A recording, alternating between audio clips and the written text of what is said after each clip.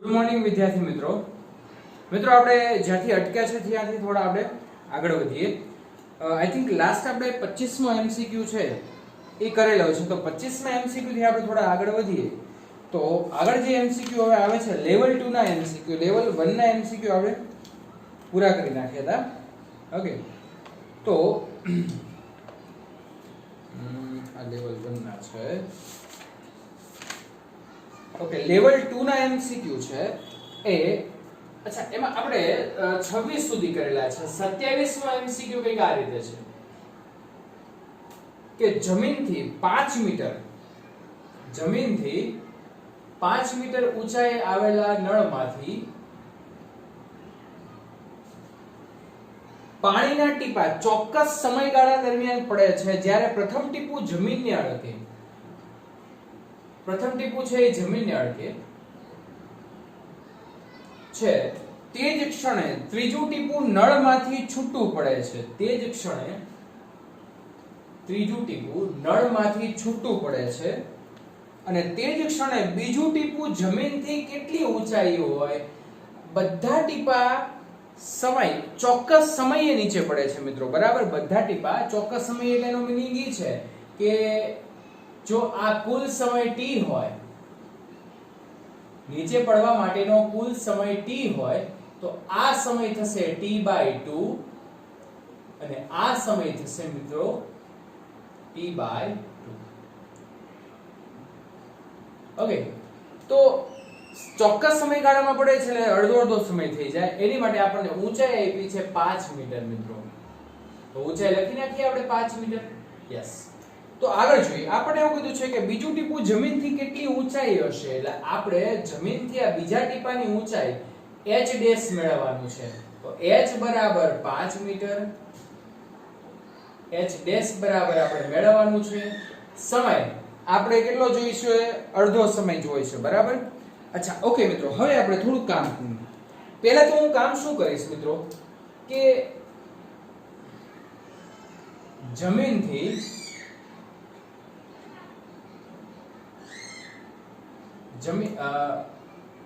નળમાંથી પ્રથમ ટીપાને જમીન ઉપર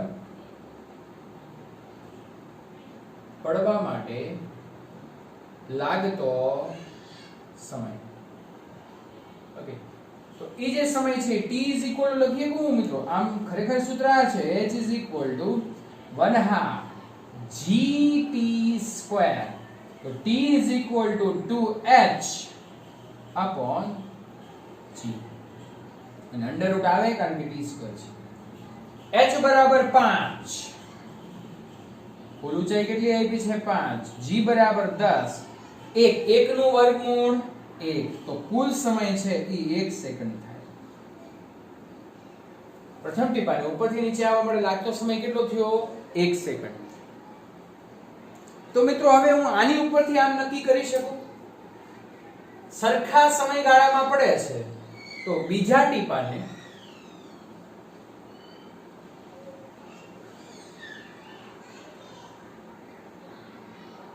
.5 સેકન્ડ જેટલો સમય લાગે છે. ઓકે, અચ્છા, નળમાંથી છૂટું પડે છે એટલે આ સમય આપણને t/2 આપ્યો છે. તો ઈ ત્યારે કેટલું અંતર કાપશે? તો બીજા ટીપા દ્વારા કપાતું અંતર. મિત્રો, અંતર કેટલું કાપે છે? પ્રવેગિત ગતિ કરતું હોય તો એની માટે આપણે આ કામ કરીએ. 0.5 સેકન્ડ આવે, 1/2 g બરાબર 10. સીધું લખું છું મિત્રો.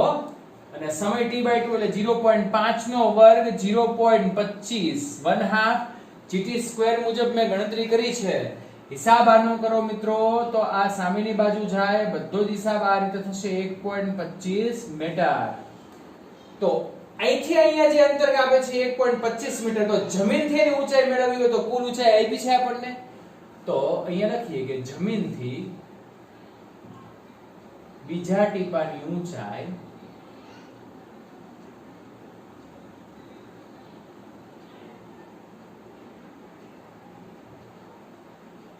કરો હિસાબ આનો, સોરી 5 આવશે, 5 માઈનસ 1.25 એટલે 3.75. ઓકે, તો આટલી વસ્તુ છે એ આપણે બીજા ટીપા માટે કામ કર્યું, તો બીજા ટીપાની ઊંચાઈ મળી ગઈ. ત્યાર પછી ઓકે ચલો આ 28મું ઉદાહરણ ફાવવો જોઈએ. એક માણસ ઘર્ષણ રહિત સમતલ સપાટી ઉપર સરકે છે અને એક બેગ સમાન ઊંચાઈથી નીચે પડે છે. બંનેની ઝડપ મેળવો. અચ્છા, માણસ છે એ ઘર્ષણ રહિત સપાટી ઉપર ઉપરથી નીચે જ આવે છે અને બેગ પણ ઉપરથી નીચે જ પડે છે. તો મેં તમને હજી ગઈકાલે જ આપણે આવો એમસીક્યુ ચલાવ્યો અને એમાં મેં તમને કીધું હતું, 28મો એમસીક્યુ છે અને એમાં મેં તમને કીધું હતું કે જ્યારે કોઈ પણ પદાર્થ આપેલો હોય, આ પદાર્થ 1/2 gt² મુજબ આગળ વધશે, ઊંચાઈ સમાન છે, g અચળ છે, તો સમાન સમયમાં નીચે પડશે, તો આન્સર શું આવશે? અને સમય છે એ વેગના સમપ્રમાણમાં છે, એટલે બંનેના વેગ કેવા હશે? સમાન હશે. ચલો ત્યાર પછી આગળ જોઈએ 29મો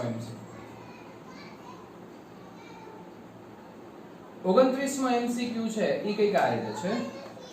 એક કણને ઉધ્વ શિરોલંબ દિશામાં ફેંકવામાં આવે છે, કુલ ઊંચાઈના અડધી ઊંચાઈ, એટલે એક પદાર્થને ઉપર ફેંકીએ છીએ તો h જેટલી ઊંચાઈએ જાય.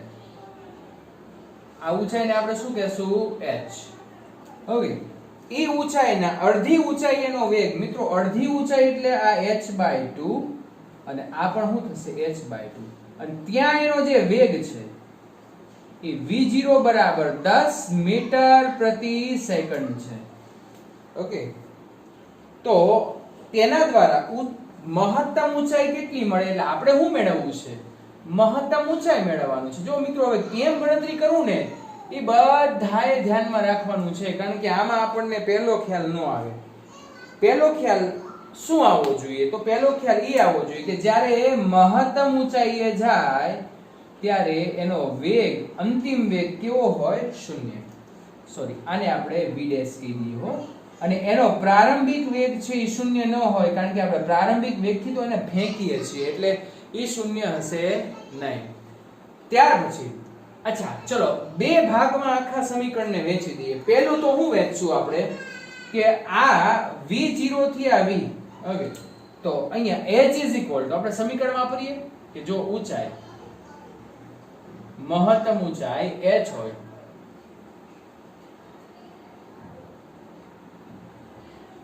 ત્યારે v² minus v0² is equal to 2gh. Okay, v બરાબર તો અંતિમ વેગ તો એનો 0 છે, આ v0² થશે is equal to અહીંયા g બરાબર 10 લઈ લો, 10 ગુણ્યા 2 એટલે 20, અહીંયા થશે 20 into h. આને કહી દો ઇક્વેશન નંબર 1. ચલો કહી દીધું આપણે. હવે બીજો કોનો હિસાબ કરશો? આ બંનેનો. બીજો કોનો હિસાબ કરશો આપણે? આ બંનેનો. તો અહીંયા બીજા સમીકરણમાં અડધી ઊંચાઈ હોય ત્યારે, હાલો મિત્રો, અડધી ઊંચાઈ હોય ત્યારે અહીંથી આપણે અહીંયા જવા દઈએ છીએ, ત્યારે v' square minus v0² is equal to 2gh/2. મિત્રો અહીંયા બધા ભૂલ કરે છે હા, કારણ કે ઊંચાઈ કેવી છે? અડધી છે, અને અડધી ઊંચાઈ કામ કરવું તો 2 2 થઈ ગયા, કેન્સર.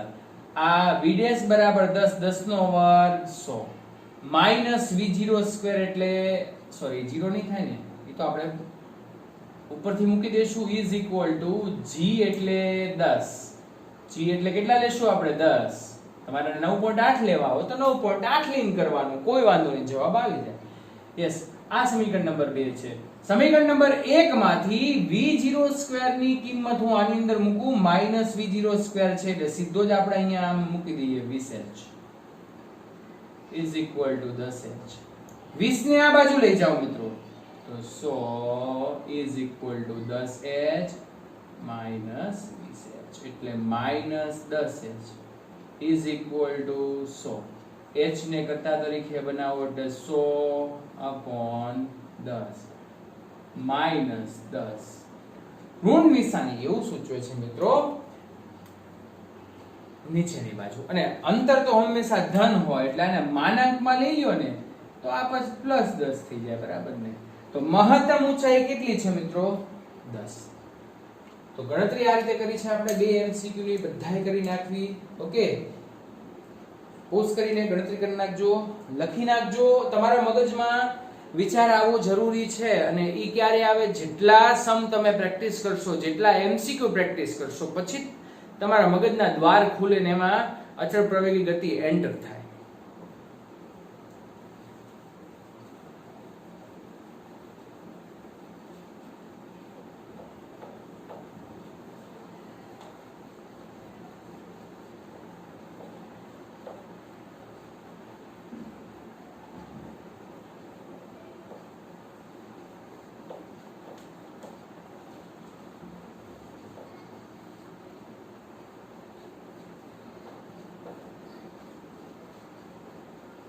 ઓકે મિત્રો, હવે આપણે આગળ વધીએ.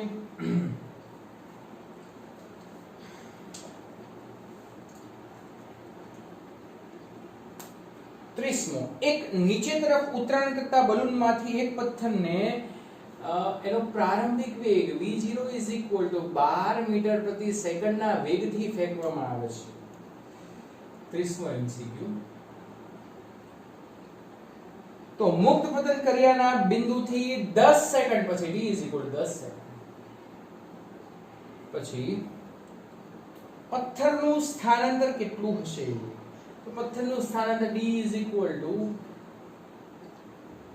v0t plus 1/2 gt². તો v0 12, t એટલે 10 plus 1/2 g એટલે 10 અને t એટલે અહીંયા થશે 100. ઓકે, તો આ થઈ ગયા 120. આન્સર આવે છે 30માં સી આન્સર આવે છે. ઓકે, તો 120 પ્લસ અહીંયા થશે 5 ગુણ્યા 100 એટલે 500 અને 620. હવે મિત્રો 620 આન્સર આવ્યો, બરાબર, ને અંદર 610 આપ્યો છે, એટલે પ્રિન્ટિંગ મિસ્ટેક હશે, બાકી તો આન્સર છે એ 620 આવે છે. ઓકે, તો આ રીતે તમારે MCQ ની ગણતરી કરવાની છે. ત્યાર પછી આપણે 31મો જોઈએ. મિત્રો જો આ બધા આપણી માટે ઇમ્પોર્ટન્ટ હો, અને કોમ્પિટિટિવ એક્ઝામમાં આ બધા પૂછાઈ ગયા છે એવા જ MCQ આપણે આની અંદર લીધા છે, એટલે બધાએ પ્રેક્ટિસ તો કરવાની જ છે. 31. એક બોલને v0 વેગથી શિરોલંબ ઉધ્વ દિશામાં ફેંકવામાં આવે છે અહીંયા, એટલે મહત્તમ ઊંચાઈ સુધી જશે આ બોલ. એનો વેગ v0 છે. અહીંયા વેગ શું હોય મિત્રો? v બરાબર 0. મહત્તમ ઊંચાઈ પહોંચે છે. જો 3 ગણી ઝડપ ઊંચાઈ હાંસલ કરવી હોય તો બોલને કેટલા વેગથી ફેંકવો જોઈએ? મિત્રો આપણને વેગ અને ઊંચાઈ વચ્ચેનો સંબંધ કીધો છે, તો h આપણું સૂત્ર છે v0² 2g. ઉધ્વ દિશામાં કોઈ પણ પદાર્થને આપણે ફેંકવો હોય તો h v0², એટલે v0² નો હિસાબ કરીએ આપણે.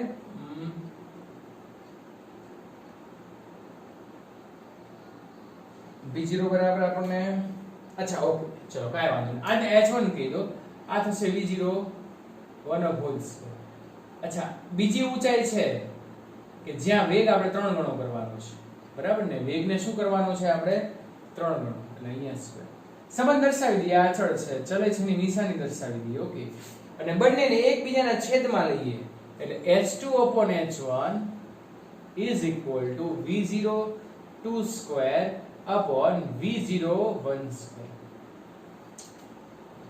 3 ગણી ઊંચાઈ, એટલે આપણને ઊંચાઈ 3 ગણી કરવાની કીધી છે, એટલે પ્રારંભિક ઊંચાઈથી 3h1/h1 અહીંયા v0(2)² તો એમને એમ જ રાખીએ આપણે, મેળવવાનું છે. અહીંયા થશે v0(1)². બંને બાજુ h1 થઈ ગયા, કેન્સલ. v0(2) મેળવવા છે તો એને કરતા તરીકે બનાવો, અહીંયા થશે 3v0(1) અને અહીંયા સ્ક્વેર છે, અહીંયા સ્ક્વેર છે, બંને બાજુ વર્ગમૂળ લઈએ. વર્ગમૂળ અચ્છા, બંને બાજુ વર્ગમૂળ લઈએ તો સ્ક્વેર ઉડી જાય, એટલે v0(2) અંતિમ વેગ મળી ગયો આપણને √3v0(1). બરાબર. સંજ્ઞાકીય રીતે મેં ગમે તેમ લખ્યું હોય, પણ આપણે જવાબ ઓપ્શન એ આવે છે √3v0.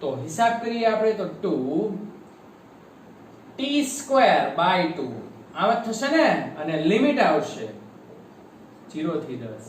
મિત્રો આ 2 ને તમે ઉડાડી શકો છો. તો લિમિટમાં એકવાર 10 મૂકો ને એકવાર 0 મૂકો t ની જગ્યાએ, તો અહીંયા 10 નો વર્ગ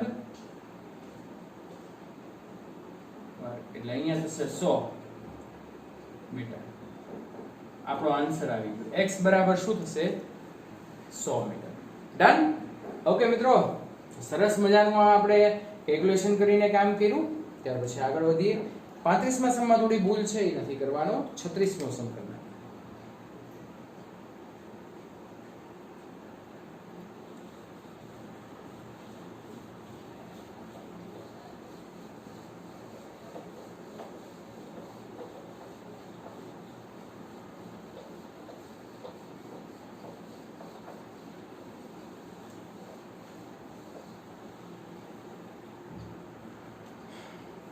એક બસ સ્થિર બિંદુએથી t1 સમયે અને આલ્ફા જેટલા અચળ દરે પ્રવેગિત ગતિ કરે છે, અને t2 સમયે બીટા જેટલા પ્રતિ પ્રવેગથી સ્થિર બિંદુએ આવે છે. તો t1/t2 કેટલું? તો હાવ હેલો સમ છે MCQ. પહેલા સ્થિર બિંદુએથી શરૂ કરે છે, તો આપણે v v0 at નો ઉપયોગ કરીએ. સ્થિર બિંદુએથી શરૂ કરતો હોય ત્યાં વેગ 0 છે પ્રારંભિક, તો અહીંયા વેગ v1 કહી દઉં, અને આપણને આ પ્રવેગ શરૂઆતમાં આલ્ફા આપ્યો છે, અને આ સમયને શું કહી દઉં મિત્રો? t1. તો t1 v. અચ્છા, આ જે વેગ છે એ બંને માટે સમાન છે. આપણને વેગ જુદા જુદા હોય તો v1 અને v2 કહી દીધું હોય. ઓકે, તો v upon શું થશે? આલ્ફા. એ જ રીતે પ્રતિ પ્રવેગની વાત કરી છે, તો ફરીવાર v v0 at. એટલે મિત્રો જો એનો અંતિમ વેગ તો શૂન્ય થાય કે નહીં? જ્યારે સ્થિર પ્રતિ પ્રવેગ થી ગતિ કરીને જ્યારે લાસ્ટ પોઈન્ટ ઉપર પહોંચે છે ત્યારે એનો વેગ શૂન્ય. પણ આનો જે અંતિમ વેગ છે આનો પ્રારંભિક વેગ થઈ જાય મિત્રો, એટલે આને v' કીધું. આનો જે અંતિમ વેગ છે, હું ચલાવતો બ્રેક મારું, હા, તો મારો જે પ્રારંભિક વેગ છે અને સામે અંતિમ વેગ છે, તો વચ્ચેનો વેગ થઈ જાય. તો આનો અંતિમ વેગ આનો પ્રારંભિક વેગ થઈ જશે, એટલે v dash is equal to, અહીંયા હું v લખી નાખું. પ્રતિ પ્રવેગ છે એટલે માઈનસ બીટા ઇન્ટુ t2 કહી દઉં આને, તો t2 is equal to v upon beta. બસ મિત્રો, હવે આ છેલ્લું કામ તમારે કરવાનું. હો, શું કીધું છે? t1 upon t2. તો હું તમને સીધું લખી નાખું. જવાબ આપણો બીટા upon આલ્ફા. મૂકી દો આ બંને, આ જે બંને વસ્તુ છે ને, સોરી બીટા, એને મૂકી દો આ બંને વસ્તુ નહીં, એટલે આવી ગયો જવાબ. ઓકે, ચલો ત્યાર પછી 37મો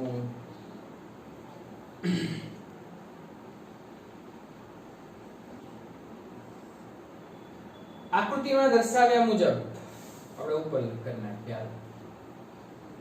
આકૃતિ વાળો છે એટલે ઉપર દોરીએ. આકૃતિમાં દર્શાવ્યા મુજબ આકૃતિ આ રીતે છે.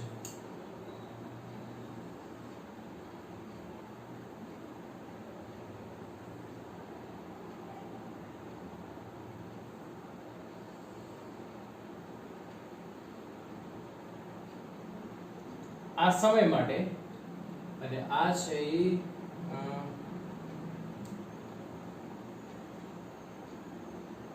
વેગ મીટર પ્રતિ સેકન્ડ. પોઈન્ટ્સ આપેલા છે એ જોઈ લઈએ આપણે. 0 આ વેગ આપણને આપ્યો છે 2. ઓકે, પછી અહીંયા આપણને સમય આપ્યો છે 3, here 4, અને હજી આગળ છે અહીંયા આ રીતે here 5.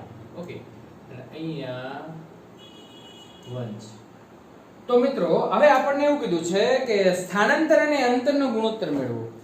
અચ્છા, વેગ વર્સિસ સમયનો જે આલેખ છે મિત્રો, એ આપણને શું આપે છે? એનો ઢાળ આપણને પ્રવેગ આપે કે નહીં? યસ. પણ એના વડે ઘેરાતું ક્ષેત્રફળ આપણને અંતર આપે. જો વેગ હોય તો સ્થાનાંતર આપે, અને ઝડપ હોય તો અંતર આપે. બરાબર? તો હવે હું શું કરીશ, આની અંદર ઘેરાતું ક્ષેત્રફળ, મારી પાસે અહીંયા આકૃતિઓ તૈયાર છે. જો પહેલા હું આનું ઘેરાતું ક્ષેત્રફળ મેળવું. આ ત્રિકોણને A, B, અહીંયા C અને D, E F ને અહીંયા હું કહી દઉં G. ઓકે, તો આપણી પાસે ત્રણ આકૃતિઓ છે એ કાર્ય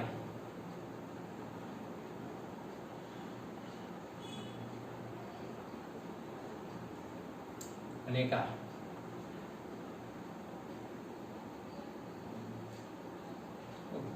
તો ત્રણે ત્રણ આકૃતિઓ માટે આપણને સૂત્ર તો ખબર છે. તો પહેલું કામ આપણે કરશું ત્રિકોણ OAB નું ક્ષેત્રફળ, અને એ આપણને શું આપે છે? ઘેરેલું ક્ષેત્રફળ x1, જેને અંતર અથવા તો હજી આપણે નક્કી નથી કર્યું, બરાબર ને? જે આપણે અંતર કીધીએ તો x1 is equal to,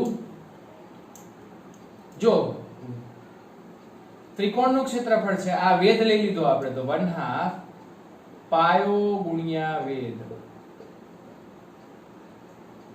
x1 is equal to પાયો. પાયો કેટલો છે? આટલો, એટલે 3. વેધ કેટલો છે? તો આટલો જ, બરાબર. વેધ એટલે આપણે આ 2 - 0 કરવાનું, 3 - 0 કરવાનું, એટલે અહીંયા બે કેન્સલ, તો આ શું આવ્યું? 3 મીટર. ઓકે, હવે અહીંથી એનો વેગ ઘટે છે, આ ઢાળ ઘટતો છે મિત્રો, અને અહીંયા બધા વેગ માઈનસ હોય, આ ધન y છે, આ ઋણ y છે. નીચેની બાજુએ આપણને વેગ આપ્યો છે -2. આ વેગ કેટલો આપ્યો છે? -2. તો હવે આપણે કયું ક્ષેત્રફળ લેશું? ત્રિકોણ CBD નું ક્ષેત્રફળ, જેને આપણે x2 કહી દઈએ. અને એ ક્ષેત્રફળ માટે આ પાયો છે ને આ વેધ છે. આ પાયો એટલે 4 - 3 એટલે 1, અને અહીંયા વેધ એટલે -2, બરાબર ને? 0 અહીંયા શું કરશું? -2 - 0 એટલે -2, એટલે અહીંયા થશે 2 2 કેન્સલ, એટલે અહીંયા માઈનસ. અને છેલ્લું કામ DEFG એટલે લંબચોરસ DEFG નું ક્ષેત્રફળ. અચ્છા, લંબચોરસ હોય તો લંબાઈ ગુણ્યા પહોળાઈ લંબ કરવાની છે આપણે, લંબાઈ ગુણ્યા પહોળાઈ. તો લંબાઈ આને કહેશું તો 5 - 4 એટલે 1. પહોળાઈ આને કહેશું તો 1 - 0 એટલે 1. ઓકે, તો જો સ્થાનાંતર છે તો એની માટે મિત્રો આપણે શું કામ કરશું? એમાં આપણે નિશાની, ઋણ નિશાનીને ધ્યાનમાં લઈ શકીએ, કારણ કે સ્થાનાંતર ધન, ઋણ કે શૂન્ય હોઈ શકે. તો સ્થાનાંતર માટે આપણે ગણતરી કરીએ તો શું કરવાનું? 3 -1 અને અહીંયા પ્લસ, બંનેને કેન્સલ કરો તો સ્થાનાંતર 3 મીટર આવે. અંતર હંમેશા ધન હોય એટલે બધાનો સરવાળો, પણ અહીંયા ઋણ નિશાનીને ધ્યાનમાં લેવાની નહીં, એટલે 3 + 1 + 1 એટલે અહીંયા 5. ઓકે, બસ. તો આ બંનેનો ગુણોત્તર લઈ લો,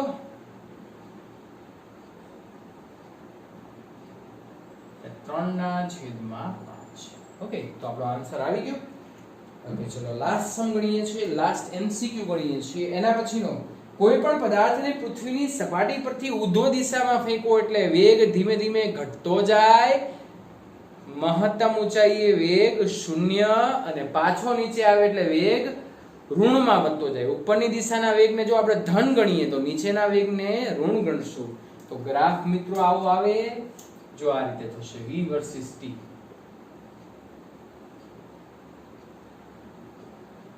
શું થાય છે? વેગ ઘટતો જાય, ધીરે ધીરે વેગ ઘટતો જાય છે. અહીંયા પ્રારંભિક વેગથી આપણે એને કંઈક ઉપર ફેંકીએ, ઘટતો જાય. મહત્તમ ઊંચાઈએ વેગ 0 થઈ જશે, અહીંયા વેગ 0 થઈ જાય.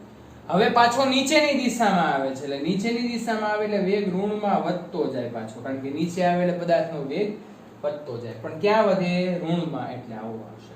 ઓકે, 39.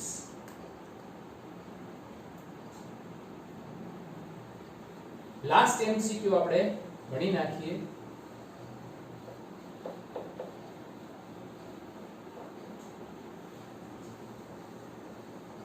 વિડિયો પોઝ કરીને તમે લખી શકો છો, બરાબર?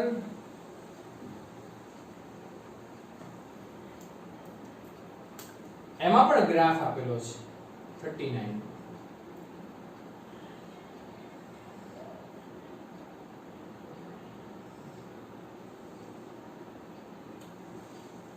નીચે આપેલો થોડો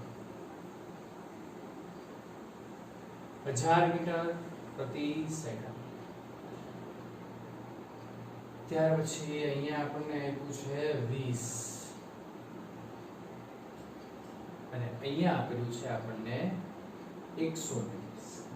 બી અને એ કહી દઈએ અને આને સી. ઓકે, તો પહેલું આ રોકેટ પૃથ્વીની સપાટી ઉપર ઉધ્વ દિશામાં ગતિ કરે છે, જેનો વેગ અને પ્રવેગ આકૃતિમાં દર્શાવેલ છે. પ્રવેગ તો નથી દર્શાવ્યું, પણ વેગના ઢાળ ઉપરથી આપણને શું મળે? પ્રવેગ. તો પ્રતિપ્રવેગ લાગે તે પહેલા રોકેટ દ્વારા પ્રાપ્ત થતી મહત્તમ ઊંચાઈ કેટલી? પહેલો પ્રશ્ન મિત્રો 39 માં આપણને આ રીતે પૂછ્યો છે કે મહત્તમ ઊંચાઈ. ચલો, મહત્તમ ઊંચાઈ બરાબર મહત્તમ ઊંચાઈ ક્યાં હોય? જ્યાં એનો અંતિમ વેગ 0 છે, બરાબર ને? એટલે જ્યારે એનો વેગ કોઈ પણ રોકેટ છે એને પ્રારંભિક વેગથી ઉપર આપીએ છીએ, બરાબર? તો અહીંયા આપણને એનો મેક્સિમમ એટલે પ્રારંભિક વેગ કેટલો આપ્યો છે? 1000. ઓકે, તો અહીંયા શું કરશું? મહત્તમ ઊંચાઈ બરાબર v0² upon 2g. તો 1000 નો વર્ગ એટલે શું થાય? 1 2 અને 3, પાછો એનો સ્ક્વેર એટલે પાછા 3 મીંડા અને એના છેદમાં 2 * g. g એટલે શું લેશું આપણે? 10 લઈ લેવાનું, આપણને જે અનુકૂળ પડે એ રીતે, બરાબર? બિંદુ બિંદુ કેન્સલ, તો 2. કેટલા મીંડા થયા? 1 કેન્સલ થઈ ગયું ને, તો ભાગ્યા 2 કરો તો આ 1 લાખ ભાગ્યા 2 તો 50,000. ઓકે, 1 લાખ ભાગ્યા 2 એટલે શું થશે? 50,000. તો 50,000 એટલે આપણે કિલોમીટરમાં ગોઠવવાના છે મિત્રો. કિલોમીટરમાં ગોઠવવા હોય તો આ 10 ની 3 ઘાત અલગ કરી નાખીએ, આ 3 મીંડાને અલગ કરીને હું અહીંયા લઈ લઉં તો 50. તો આ થઈ મહત્તમ છે. ઓકે, ત્યાર પછી મહત્તમ ઊંચાઈ પ્રાપ્ત કરે તે રોકેટનો સરેરાશ વેગ લ્યો. સરેરાશ વેગની વાત કરી છે મિત્રો. તો સરેરાશ વેગ બરાબર સ્થાનાંતર ને બધું મેળવવું પડે, પણ આ એ સૂત્ર લખી શકીએ કે નહીં આપણે? v1 v + v0 પ્રારંભિક વેગ અને અંતિમ વેગ એને ભાગ્યા 2, સોરી એને ભાગ્યા એની માટે એને ભાગ્યા 2 જ કરી નાખીએ. બરાબર છે. 1000 પ્રારંભિક વેગ એનો 1000 છે, અંતિમ વેગ એનો 0 છે, એટલે 1000 ભાગ્યા 2 એટલે શું થાય? 500 છે ને? બહુ સિમ્પલ વસ્તુ થઈ કે નહીં?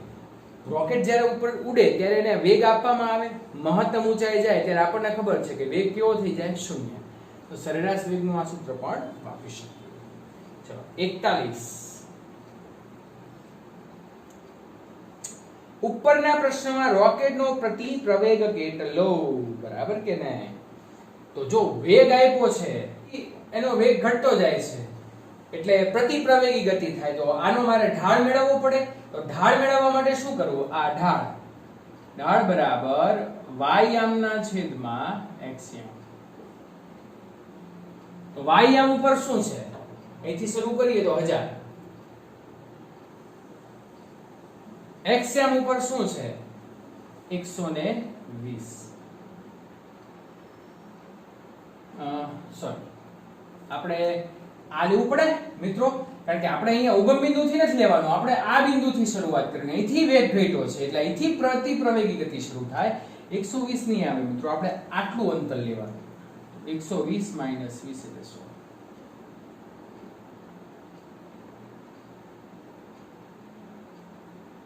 બરાબર, એટલે માઈનસ નિશાની લગાડી દઈએ. હવે તો જવાબ આવ્યો, બતાવવો જ પડે ને, નહીંતર આપણે ક્યાં જાય? પ્રવેગ. અચ્છા, પ્રવેગ એ ક્યાં પ્રવેગી ગતિ થાય છે? આટલા વિસ્તારમાં. તો આટલા વિસ્તારમાં પ્રવેગી ગતિ થતી હોય તો એનો ઢાળ મેળવવો પડે. ઢાળ બરાબર y યામના છેદમાં x યામ. તો y યામ શું છે? y યામ આવ્યો, એ તો 1000 ફિક્સ છે. અને x યામમાં માત્ર આપણે આટલું જ એટલે 20 - 0 આ ઉગમ બિંદુ છે તો 20 - 0 એટલે હિસાબ કરો તો અહીંયા શું થશે 50 મીટર પ્રતિ સેકન્ડ. ઓકે મિત્રો, તો આપણો જવાબ આવી ગયો છે. તો આ સાથે આપણે લેવલ 2 ના MCQ પૂરા કરીએ છીએ, બધા સોલ્વ કરી નાખ્યા છે. કદાચ બાકી રહેતા હોય તો એ MCQ નંબર મને મોકલજો અથવા તો હું તમને ગણાવી દઈશ. તબિયતનું ધ્યાન રાખજો. આગળ વધશું આપણે નેક્સ્ટ ટાઈમ. Thank you.